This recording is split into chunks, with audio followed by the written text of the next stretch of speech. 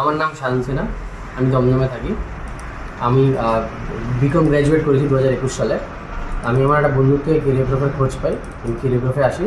31 জানুয়ারি থেকে আমার batch start হয়, 31শে মার্চ আমার ব্যাচ শেষ হয়।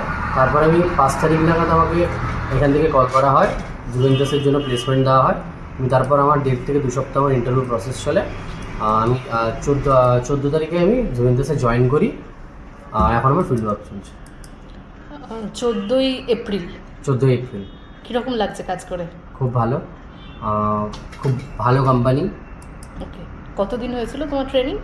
আমার এখনও ট্রেনিং হয়নি, আমাকে ডাইরেক্ট ফিল্ড ট্রেনিং চলছে আমার। আচ্ছা, এরপর আমার 15 দিন পর থেকে আমার ট্রেনিং শুরু হবে। কোরিওগ্রাফার ক্লাস কেমন লেগেছিল? খুব ভালো, তার জন্যে আমি টিচার মানে স্যার আর ম্যামরা যে পড়াশোনাগুলো পড়িয়েছিল সেইগুলো আমার কাজে লেগেছিলো জুভেন্টাসের ইন্টারভিউতে। প্লাস আমাকে যে গ্রুম করিয়েছিল, আমার স্পোকেন ইংলিশ যে পাওয়ার যে বাড়িয়েছিল, সেইগুলো আমার জুভেন্টাস ইন্টারভিউতে কাজে লেগেছিলো। বিকম তুমি কোন কলেজ থেকে করেছো? আমি আমার সিটি কলেজ। ওকে, চল, থ্যাংক ইউ।